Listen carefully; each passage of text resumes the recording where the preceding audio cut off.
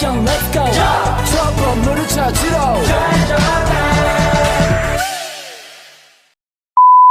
Assalamualaikum warahmatullahi wabarakatuh.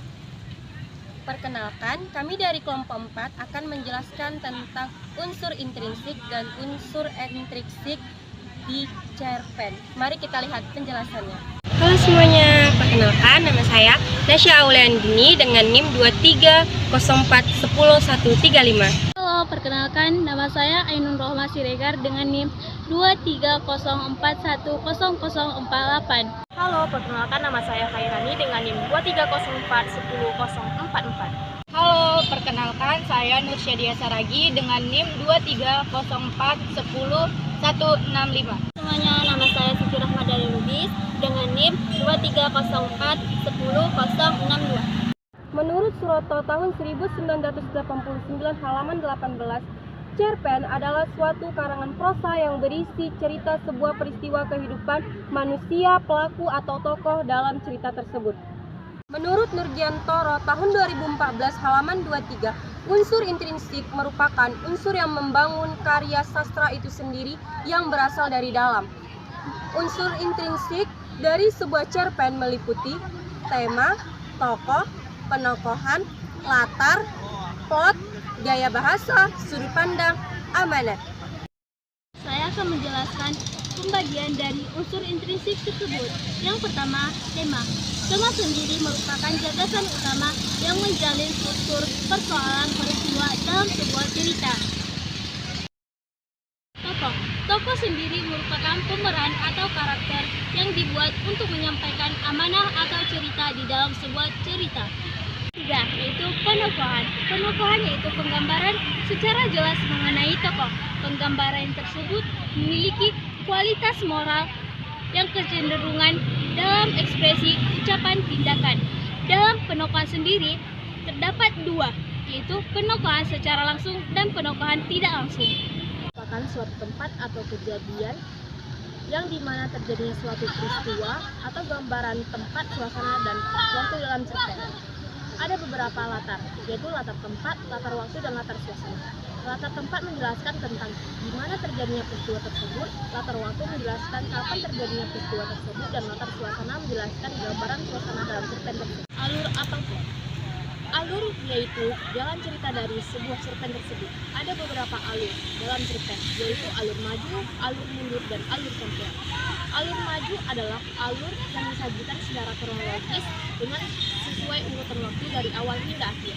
Alur mundur adalah alur mundur disebut juga dengan istilah kilas balik atau kebalikan dari alur maju. Alur campuran adalah gabungan dari alur mundur dan alur maju. Keenam, gaya bahasa. Gaya bahasa atau majas adalah ungkapan penyampaian pesan yang menggunakan kata-kata kias.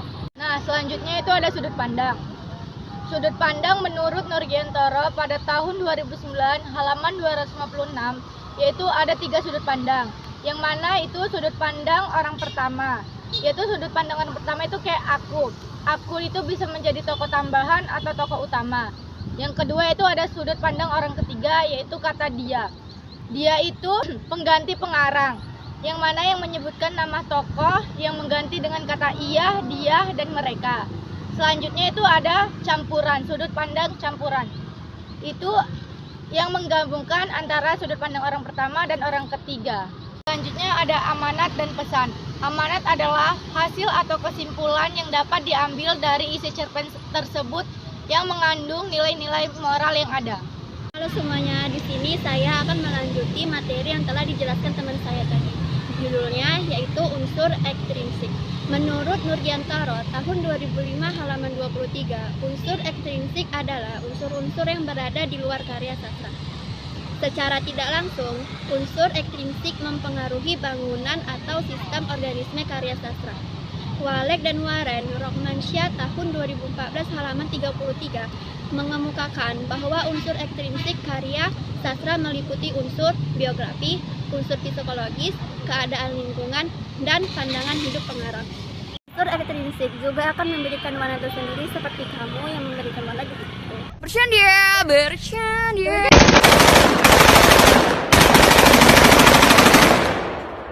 Сука, блядь! Unsur unsur ekstrinsik akan memberikan warna tersendiri pada sebuah cerita sehingga cerpen satu dengan cerpen yang lainnya itu berbeda.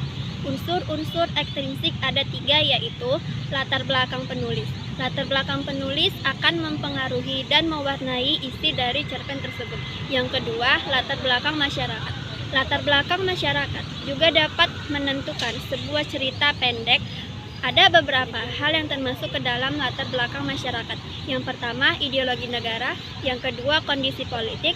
Yang ketiga, kondisi sosial. Dan yang keempat, kondisi ekonomi. Dan yang ketiga, selain latar belakang penulis dan latar belakang masyarakat, nilai yang terkandung juga merupakan unsur ekstrinsik. Nilai yang terkandung juga memiliki nilai-nilai. Yang pertama, nilai-nilai moral. Yang kedua, nilai sosial. Dan yang ketiga, nilai budaya. Nah, jadi kesimpulannya yaitu ada 8 unsur intrinsik pada cerpen. Yang pertama itu ada tema, kedua tokoh, ketiga penokohan, keempat latar, kelima alur atau plot, keenam gaya bahasa, ketujuh sudut pandang, dan yang terakhir itu ada amanat dan pesan. Selanjutnya unsur ekstrinsiknya itu ada 3, yaitu latar belakang penulis, latar belakang masyarakat, dan nilai-nilai moral yang terkandung pada cerpen tersebut.